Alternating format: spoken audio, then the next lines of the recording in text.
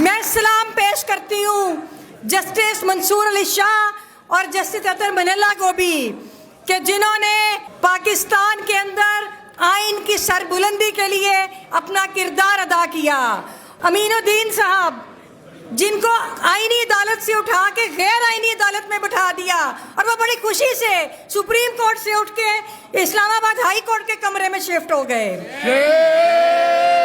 जो justice general Yahya कहने लगी थी, सॉरी जस्टिस याहिया अफरीदी के जिनकी डिमोशन हो गई, जिनको चीफ जस्टिस पाकिस्तान से उठाकर उन्होंने एक सेशन जज के बराबर कर दिया। इस तरमीम को हमने पहले भी मुस्तरद किया, हम आज फिर मुस्तरद करते हैं। ये काला कोर्ट जो है ये बताएगा उन खौफजदा जर्नलों को जो इस्तिस्ना लेते फिरते हैं, ये उनके अंदर का खौफ बोलता है। तुम ठीक खौफजदा हो, ये वकील तुम्हें कभी भी माफ नहीं करेंगे। इमरान खान को जेल में बंद किया, तुमने उसको जेल में बंद किया।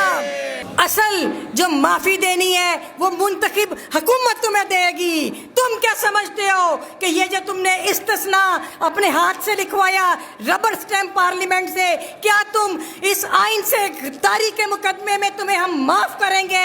ये तुम्हारी भूल है। बंदूक की ताकत पे और हमसे यहाँ से जाएंगे और जजीरे बना लेंगे या किसी किराए की फौज में भर्ती होके वहाँ के बादशाह बन जाएंगे। अब ऐसा नहीं होना। ये आखिरी और फैसला कुल लड़ाई का वक्त आ चुका है। पाकिस्तान के अवाम में शऊर आ गया है और मुझे फख्र हो रहा है, आज और भी ज्यादा फख्र हो रहा है कि जिस ईवान में मैं खड़ी हूँ इसका नाम है कियानी हॉल। और ये कियानी हॉल किन के नाम पे है? जस्टिस रुस्तम कियानी साहब के नाम पे, कि जिन्होंने अयूब आमरियत का डट के मुकाबला किया था। और आज मुझे फख्र है कि उनकी लेगेसी को कैरी करते हुए यहाँ के एक दिलेर और बाज़मीर जज जस्टिस शम्स मिर्जा ने आज उनकी रिवायत को जिंदा रखा। मैं सलाम पेश करती हूँ जस्टिस मंसूर अली शाह और जस्टिस अतर मनल्ला को भी कि जिन्होंने पाकिस्तान के अंदर आइन की सरबुलंदी के लिए अपना किरदार अदा किया। और अभी आपने देखा कि जस्टिस अमीनुद्दीन साहब जिनको आईनी अदालत से उठा के गैर आईनी अदालत में बिठा दिया और वो बड़ी खुशी से सुप्रीम कोर्ट से उठ के इस्लामाबाद हाई कोर्ट के कमरे में शिफ्ट हो गए। इसी तरह जो जस्टिस जनरल याहिया कहने लगी थी, सॉरी जस्टिस याहिया अफरीदी के जिनकी डिमोशन हो गई, जिनको चीफ जस्टिस पाकिस्तान से उठाकर उन्होंने एक सेशन जज के बराबर कर दिया।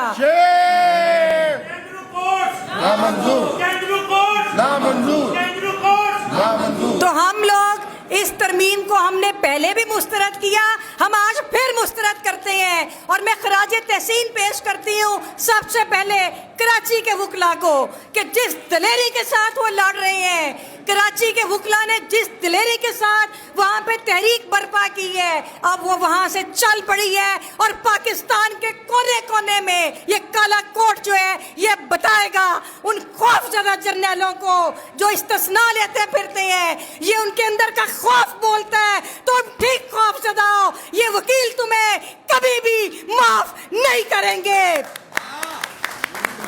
तुमने एक मुंतखब वजीर आजम इमरान खान को जेल में बंद किया, तुमने उसको जेल में बंद किया।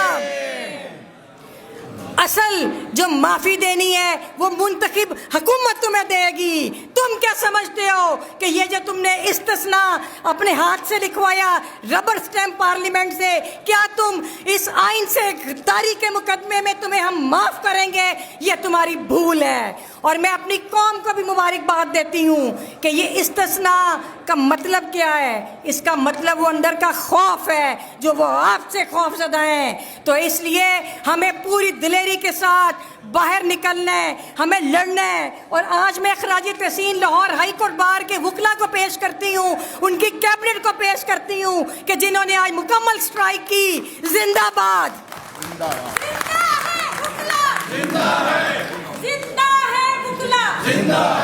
की खातिर, जमहूर की खातिर, जिंदा है वकला। पाकिस्तान आर्मी वेलफेयर ट्रस्ट बन गया है कि जो मर्जी आएगा लूट मार करेगा बंदूक की ताकत पे, और हमसे यहाँ से जाएंगे और जजीरे बना लेंगे या किसी किराए की फौज में भर्ती होके वहाँ के बादशाह बन जाएंगे। अब ऐसा नहीं होना। ये आखिरी और फैसला कुल लड़ाई का वक्त आ चुका है। पाकिस्तान के अवाम में शऊर आ गया है और हम लोग एक नारा लगाया करते थे कि चोर चौकीदारों को और दो, मार के गद्दारों को चोर चौकीदारों को दुश्मन के यारों को। और चोर चौकीदार ये वही हैं जो हमें इस वक्त बताते थे कि ये सर्जिकल स्ट्राइक्स जीत के ये आपका फर्ज था कौम की हिफाजत करना, कौम ने आपकी इज्जत की, लेकिन इसकी हम हरगिज़ इजाजत नहीं देते कि तुम हमारे घरों पे कब्जे कर लो। ये हमारी धरती हमारा घर है, हम इसके लिए आखिरी सांस तक लड़ेंगे। और मैं तुम्हें ये बताना चाहती हूँ कि अब काला कोट सड़क पे होगा, हम जेलें भी भरेंगे, हम लड़ेंगे, मरेंगे, तुमसे इस मुल्क का कब्जा वापस लेंगे।